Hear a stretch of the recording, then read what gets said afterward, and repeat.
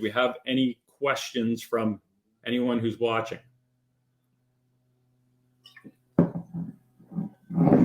What are some red flags that an individual might not be suited for a specific role? Great question. And we touched on this a little bit. Things you want to watch for are changes in their behaviors and attitudes at work. Someone who is a great culture fit for the company who has now become toxic or poisonous to the culture, that is a red flag. Someone who has met deadlines in the past, who is now consistently missing deadlines, that would be a red flag. Someone who used to take a lot of accountability in the work they do and is now pointing the finger at someone else, that would be a red flag. Maybe an example would help with this. I worked with a client years and years ago, and we went in and there was a classic case of the sales organization was blaming operations. We can't go out and sell anymore because the sales operation or the operation can't keep up with the demand. And the operation was saying salespeople are selling, they're giving unrealistic timelines and delivery dates, and we can't meet them. And before we even get started, we are sunk. There's no way we can do this. So after the assessment we made, we said, okay, sales are growing. Sales are moving in the right direction. Let's not mess with sales, but let's focus on the organization. And that organizational leader was again, one of these people that had been with the company a long time. They were an overvalued asset. They were great when the company was doing $5, $8, $10 million a year. They were over 15, approaching 18, wanted to get to 30. And they were struggling. They had no way to do that. So after kind of doing some assessments and speaking with them, what kind of continuous improvement programs do you have? Oh, I don't know what that is. Okay. What do your safety programs look like? Well, we don't really have any. Okay. They did have some quality QA QC programs. So we were able to identify the individual just didn't have the experience or the capacity to drive the operation to meet the demand of sales. So we did option number 3. We brought in the in-house resource who had all of that training in spades, made an immediate impact on the business. And then within 3 months, we were able to identify that, hey, the sales department was really using the operation as an excuse because they weren't really selling that much either. The sales were kind of growing organically. They weren't out doing anything. And once we cleaned up the organization, it said, fill the pipeline, we're ready for it. They couldn't do it either. But what we were seeing was a lot of infighting, a lot of finger pointing. So people were trying to create fires in other parts of the business to take the pressure off them and say, hey, I can do my job, but if these other people could do their job, then I would be able to, but they're not. So those are kind of some of the red flags you might look for to see if someone's suited to a specific role. Matt, what else do we have over there? What if performance doesn't improve? Great question. Generally, once you identify someone who is lacking the experience or capacity to move your business forward in their respective role in the company, once you decide what to do with them, depending on what the option is, the outcomes get fairly predictable here. If you choose to educate them and say, hey, we want to invest more in you because we believe in you and we want to move this business along, and you want to send them to school, hopefully they'll be open to that. That would be great if they were, and you hope they would. If they're invested in the company and want to invest in themselves, they would take you up on that. Bringing in a consultant to work with them is usually well received as well. So options 1 and 2, educating them and bringing in a consultant, are usually well received by the individual. It shows that you want to help them. But again, that the return on that investment is going to take longer. If you opt for bringing an internal resource in, And there's lots of ways you can communicate the reason for bringing that in, this individual in, depending on the reaction you want to get from that individual. When you make the decision to bring a resource into your business internally, a full-time resource, generally one of three things will happen, but ultimately, in my experience, the huge majority of time, one thing will happen. So I'll walk you through the progression.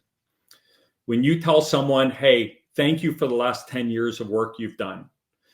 We appreciate it, but we see you're struggling and we want to hire you a boss, someone for you to report up to who can mentor you and coach you. Usually, no matter how carefully you communicate that, the individual feels a little slighted, especially they've started with a family business. They might have been the owner's right hand. That relationship has gotten further and further apart because as you grow, more people get in between that. The reporting structures get more kind of siloed. Maybe I'm not allowed to knock on the owner's door anymore, but we used to go for lunch every week. Things have changed.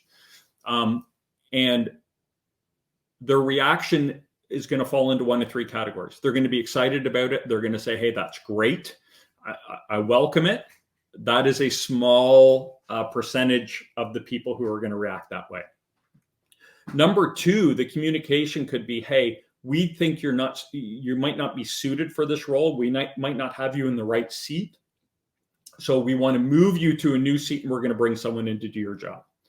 And oftentimes they will say, the percentage of people who are happy with this solution are fewer. More people get hurt by this. Some people will say, hey, that's great. I'm happy to kind of be rid of this and try something new. Or the third one is, they're going to get really upset and quit. They're not going to want to report to the new person and they don't want another job in the company. They think, why? I've been doing this job for years. Why have you lost trust in me now? But ultimately, it will get down to them leaving the business, whether it is them being terminated or them resigning. When you start bringing in more talent and they start understanding that there's room for them to grow and move, oftentimes people get upset about that. Could be an ego thing. I don't know what it is. It's the relationship has changed. The business has changed. And oftentimes it will end up with that employee exiting the business either on their terms or yours. And if you see that coming as a business owner, I'm always big on we deal with humans, and there's always a conversation to be had around, hey, I see you're not happy here and you're not happy with my choices. And if you want to leave, I get it. And the least I can do for you is, let me help you. Where do you want to go? Can I make some calls for you? Can I have some connections? We might be able to help. Let me get an outsource company that can help you with your job search and help you do your resume, whatever that might be. So we can help them with that transition. It doesn't have to be a negative experience, but ultimately, in my experience, most of the time, 60-70% of the time, the person will end up exiting the business probably within 6 months of that conversation. Matt, do we have another one? How do I ensure that positive performance changes will last? And this is key. If someone does stick around, or you're going to invest in the individual. So I guess depending on what solution you choose, the measurements will be different. But as a business owner, if I'm going to invest in the development of my internal resources, my human capital, I'm not just going to want to stroke a check and hope things get better. You're going to want to measure that. And so how can we measure that? Through KPIs, key performance indicators. So if you are looking at an operational side of your business, you might want to measure it by, well, we're going to put you into Six Sigma training, and you're going to have to do a Kaizen to get your green belt or your black belt. What are you going to focus on? How is that going to affect the business? What results can I expect? How will that improve our delivery, our quality, our safety, whatever you want to key in on?